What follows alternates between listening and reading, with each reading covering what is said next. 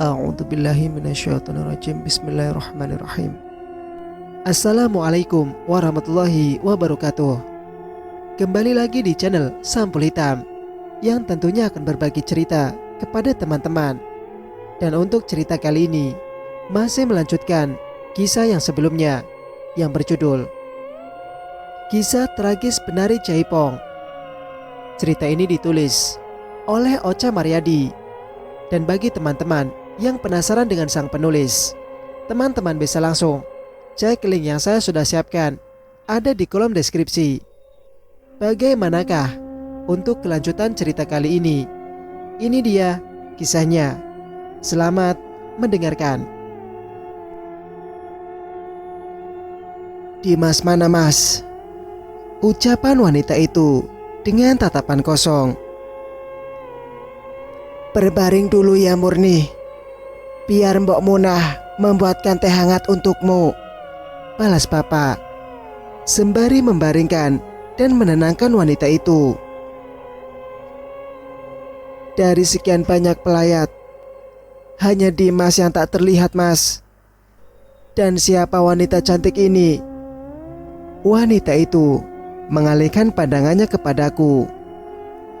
"Dia Sumi, anak angkatku, dan sekarang ia menjadi istri mudanya Dimas." "Sumi, bayi kecil yang dulu kau temukan di alas roban sana, Mas." Wanita itu lalu mendekatiku dengan melati. Matanya yang tajam membuatku cukup takut. "Betul Murni, dan yang digendongnya itu adalah Melati, cucuku. Cantik, sama seperti ibunya. Kau masih bayi ketika dulu aku sering kesini.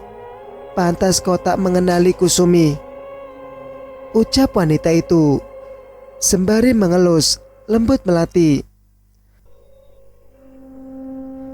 "Hardi telah mendapatkan hukuman atas apa yang telah ia lakukan terhadap ayahnya. Selama ini ia menjadi buronan setelah ia menghabisi ayah kandungnya sendiri." "Maksudmu apa Murni?" ucap Bapak terkejut. "Iya Mas, minuman serta obat-obatan terlarang merasuki pikirannya. Ia selalu menghambur-hamburkan uang kami, hingga usaha kami pun bangkrut. Di suatu hari, ia mengambil tabungan dan surat-surat berharga kami untuk dijadikan taruhan judi. Ayahnya mencoba menghentikannya, tetapi ia malah mendorongnya hingga terjatuh dari atas lantai rumah kami. Dan di sini ia merencanakan untuk menghabisiku dan menguasai rumah dan seluruh hartaku Murni, hingga Hardi membuat Dimas marah besar. Puncaknya ketika ia ternyata bermain api dengan istri pertamanya Dimas. Dan yang lebih parah lagi, ia selalu mencoba melecehkan Sumi, istri kesayangan Dimas. Oh Tuhan, ampuni dosa-dosa anakku," ucap wanita parubaya itu, seakan tidak sanggup lagi menahan rasa sakit yang selama ini ia rasakan. "Dimas." Tiba-tiba saja Mas Dimas datang. "Sumi, ayo pulang. Pemakamannya sudah selesai kan? Jadi untuk apa kau lama-lama di sini?" ucap Mas Dimas dengan tegas. "Dimas, kenapa kau tidak menghadiri pemakaman Hardi? Kau menghindariku Dimas. Apakah kau takut aku melaporkanmu atas pembunuhan yang kau lakukan?" Bibi Murni terus menanyai Mas Dimas. "Dengarkan aku, Bi. Aku tidak pernah takut kepada siapapun dan apapun itu. Silakan kalau Bibi ingin melaporkanku. Aku tidak pernah takut. Dan satu hal lagi, aku tidak sudi menghadiri pemakaman manusia iblis seperti Hardi. Dimas, turunkan nada bicaramu. Iya bibimu, adik kandungku Dimas. Bentak papa. Aku tidak peduli. Sumi, ayo pulang. Mas Dimas merebut melati dari gendonganku dan membawanya pulang ke rumah perkebunan. 40 hari berlalu setelah kepergian Mas Hardi. Mas Dimas tetap saja bersikap acuh terhadapku. Ia tak pernah menyapaku dan memanjakanku seperti dulu. Hari-hari ia habiskan di pabrik. Dari mulai pagi sampai larut malam, ia baru pulang ke rumah.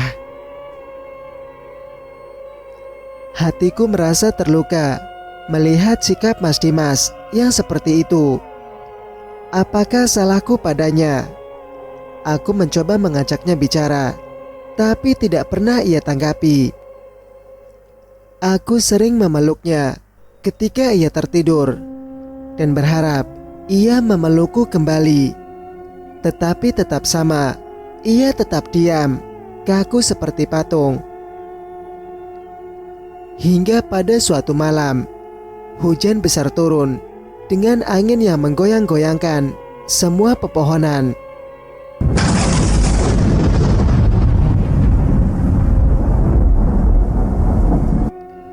Tiba-tiba saja, petir menyambar salah satu pohon pinus yang ada di dekat rumah kami. Aku pun terkejut, ketakutan ketika cahaya halilintar seakan menyambar tubuhku. Aku duduk menekukan kakiku di atas ranjang. Dinginnya malam itu seakan menusuk tulang-tulangku. Sementara Mas Dimas hanya terbaring tanpa peduli sedikit pun kepadaku. Perlahan air mataku mulai membasahi pipiku yang merah, menahan rasa sakit ini. Oh Tuhan, mengapa nasibku seperti ini? Apakah sudah tidak ada cinta di hati laki-laki psikopat ini? Apa cintanya kepadaku hilang begitu saja? Semudah itukah ia mencampakkanku?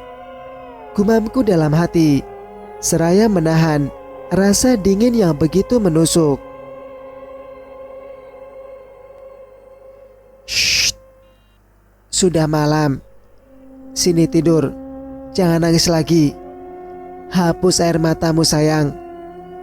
Tiba-tiba Mas Dimas memelukku dan menghapus air mataku. Mas, kau marah padaku Mas? Apa kau sudah tidak mencintaiku lagi Mas? Sudah sayang. Maafkan Mas. Mas hanya malu dan tidak pantas untuk dibilang sebagai seorang manusia. Mas ini psikopat. Tangan ini sudah banyak membunuh orang. Mas merasa tak pantas untukmu sayang. Tidak, jangan bicara seperti itu Mas. Aku tulus mencintaimu Mas. Aku ingin menua bersamamu Mas. Kumohon, jangan acuhkan aku lagi Mas. Aku tidak sanggup Mas. Iya sayang, Mas janji. Maafkan Mas ya. Akhirnya, kami pun saling berpelukan dan memadu kasih. Setelah berhari-hari lamanya, kami saling acuh. Mas Dimas mengulum bibirku dengan lembut. Tangannya yang hangat mulai meraba-raba pinggulku dan payudaraku. Kami saling bernafsu untuk mencairkan rindu yang menggunung. 7 tahun kemudian. Halo, Assalamualaikum Bapak. Waalaikumsalam. Wah, pintarnya anak papa ini. Apa kabar sayang? Baik pak. Papa kapan pulang? Melati sudah kangen nih. Celoteh gadis kecil berkulit putih, rambut panjang lurus, dengan poni menghiasi keningnya yang mungil. Iya, dia Melati anakku dan Mas Dimas. Kini ia berusia 7 tahun. Setelah peristiwa kelam itu, kami hidup bahagia bersama putri kecil kami di rumah perkebunan yang kini menjadi tempat tinggal kami. Melati tumbuh menjadi penguat cinta kami. Ia sangat aktif, lincah, dan sangat pandai. Saat itu, Mas Dimas tengah berada di luar kota untuk mengurus cabang pabrik baru kami yang ada di sana. Kadang-kadang ia pulang sebulan sekali. Bahkan jika urusan dan pekerjaannya sangat padat, ia pulang 3 bulan sekali. Hari itu, Melati sangat merindukan bapaknya karena hampir 3 bulan ia belum pulang. Sehingga Melati sangat antusias ketika mendengar suara telepon rumah kami berbunyi. Iya sayangku, secepatnya Papa akan pulang. Ibu mana? Bapak boleh kan ngomong sebentar sama ibu? Suara Mas Dimas dalam telepon. Boleh pak, tapi bapak jangan nakal ya sama ibu, balas Melati, lalu melirikku sambil tersenyum. Kok nakal sih? Iya deh, bapak janji gak akan nakal, balas Mas Dimas dengan tawanya. Halo mas. Iya, baik mas. Waalaikumsalam. Lalu Mas Dimas menutup teleponnya. Loh, kok udahan sih bu ngomong sama bapaknya? Melati kan masih kangen. Gadis kecil itu menundukkan kepalanya. Sini deh, anak ibu yang pintar. Jangan ngambek gitu dong. Bapak lagi sibuk sayang. Tapi bapak janji besok atau lusa Bapak akan pulang. Aku mencoba menenangkan putri kecilku yang tengah merajuk. Beneran bu, besok? Bener. Dan Bapak akan membawa banyak sekali mainan untuk Melati. Hore, hore. Besok Bapak pulang. Melati mau cepat-cepat bobo biar pagi cepat datang bu. Melati sudah tidak sabar pengen cepat-cepat ketemu Bapak. Anak pintar. Ayo ibu antar. Melati menarik tanganku menuju kamar.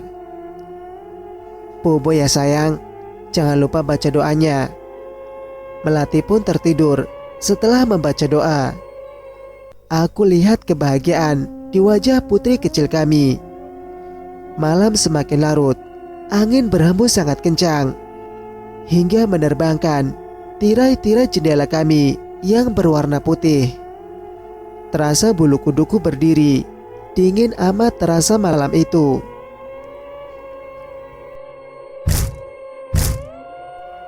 Ternyata aku lupa mengunci jendela kamarku, hingga daun jendelaku terbanting-banting oleh tiupan angin.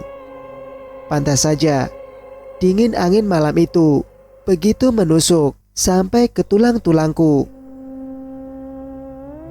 Keesokan harinya, aku dan Melati tengah menikmati sarapan pagi kami. Melati selalu berceloteh tentang bapaknya. Ia sudah tidak sabar menunggu bapaknya pulang.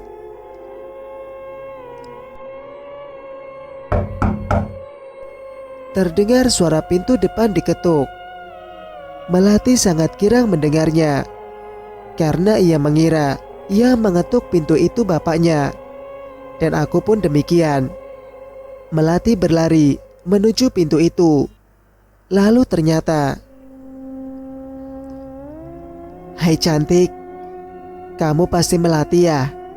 Suara perempuan terdengar dari depan pintu. "Siapa nak?"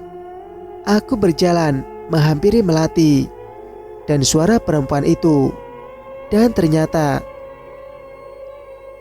"Mbak Lilis, kau mau apa kau?" Kurangkul tubuh Melati yang tengah kebingungan. "Hai Sumi, apa kabarmu? Sudah lama ya kita tidak pernah ketemu. Dan kau semakin cantik saja," ucap Mbak Lilis dengan senyum manis di bibirnya. "Tolong jangan ganggu kami, Mbak. Aku dan Mas Dimas sudah cukup menderita oleh perlakuan kau dan Mas Ardi. Sekarang biarkan kami bahagia dengan putri kecil kami, Mbak," ucapku sembari memeluk Melati.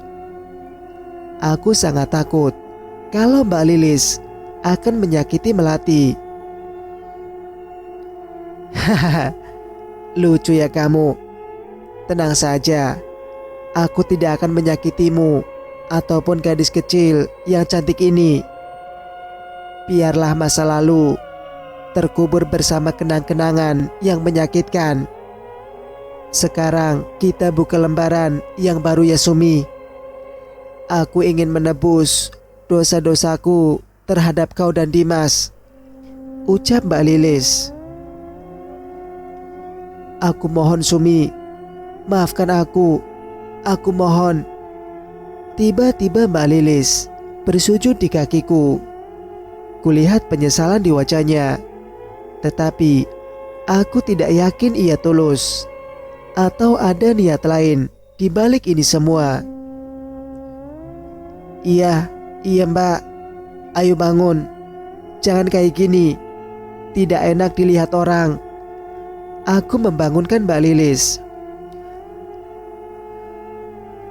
"Jadi kau mau kan memaafkan aku?"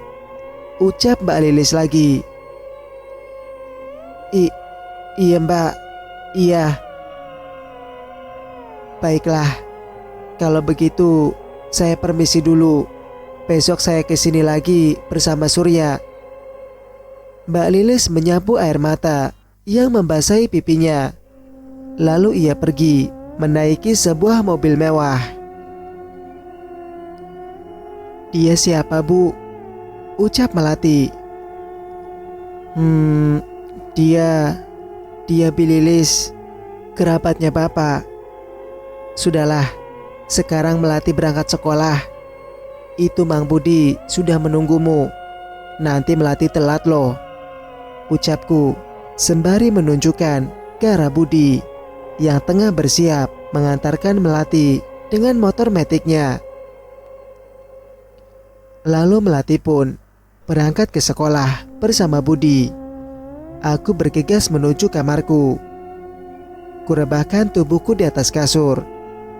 Aku berpikir, kenapa Mbak Lilis tiba-tiba datang dan meminta maaf kepadaku? Apakah ia tulus? Dan apa mungkin ini siasat barunya untuk menghancurkan keluarga kami? Setelah peristiwa itu, Mas Dimas mengusir Mbak Lilis dari rumah. Dan kemudian Mas Dimas menceraikannya. Setelah ia diceraikan Mas Dimas, ia pergi ke kota Jakarta selama 7 tahun lamanya. Lalu mengapa ia tiba-tiba kembali? Penampilannya sangat berbeda.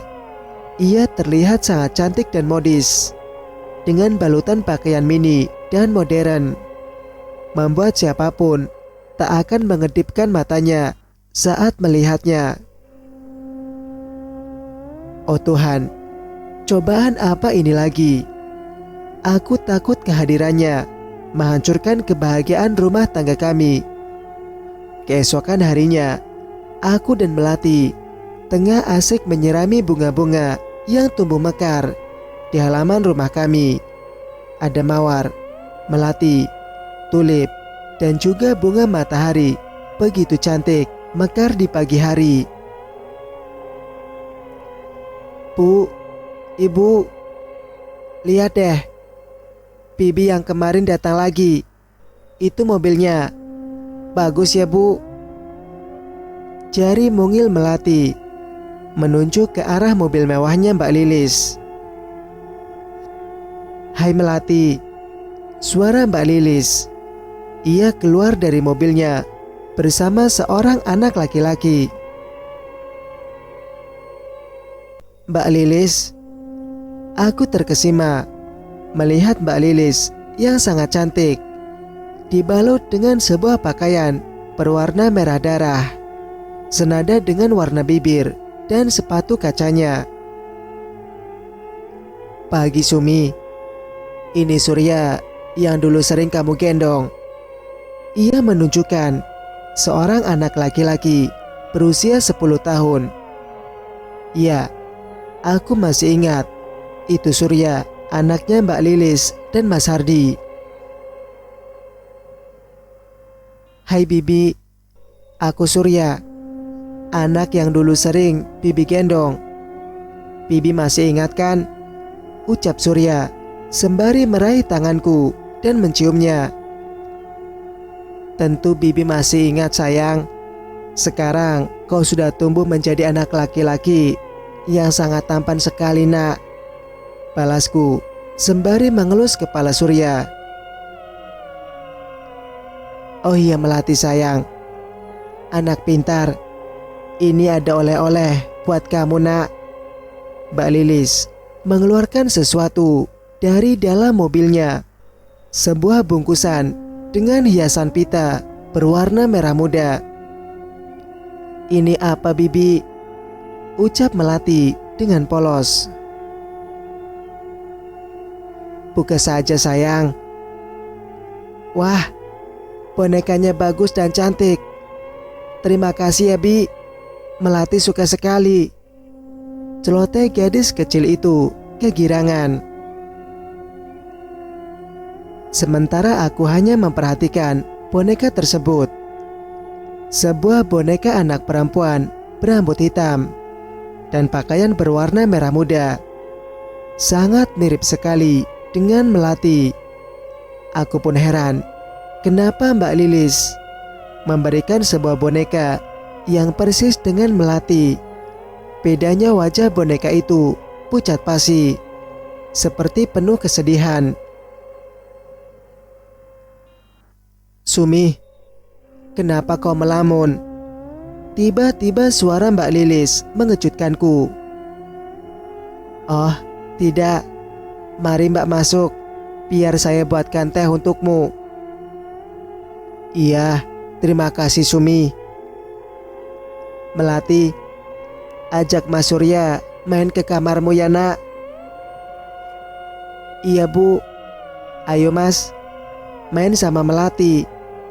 Mereka pun berlari menuju kamar Melati untuk bermain. Sementara aku membuatkan minuman untuk Mbak Lilis. Tidak terasa, hari pun sudah mulai senja. Mbak Lilis dan Surya seharian berada di rumah kami. Ia bercerita banyak tentang kehidupannya di Jakarta. Di sana ia sering juga mengadakan tari jaipong. Aku tidak menyangka, ternyata Mbak Lilis pandai juga menari jaipong. Padahal dulu ia tidak menyukainya. Sebuah kaset diputar oleh Mbak Lilis. Ia mengajakku menari dengan alunan musik jaipong yang diputar Mbak Lilis. Awalnya aku menolaknya, tapi setelah Mbak Lilis membujukku, akhirnya aku mau menurutinya. Kami berdua menari sangat lincah, mengikuti alunan musik jaipong yang diputar oleh Mbak Lilis. Mbak Lilis seolah-olah menunjukkan bahwa ia yang terbaik. Tubuhnya meliuk-liuk dengan indahnya. Sungguh sempurna tarian Mbak Lilis. Aku melongo menghentikan tarianku. Tiba-tiba saja aku terkejut ketika mendengar suara mobilnya Mas Dimas. Ternyata Mas Dimas datang. Hatiku seakan berbunga-bunga. Setelah 3 bulan lamanya Mas Dimas pergi. Cerita pun bersambung. Bagaimana menurut pendapat kalian? Jika kalian suka dengan ceritanya, jangan lupa like, komen, dan subscribe channel ini agar bisa mendengarkan cerita-cerita berikutnya. Wassalamualaikum warahmatullahi wabarakatuh.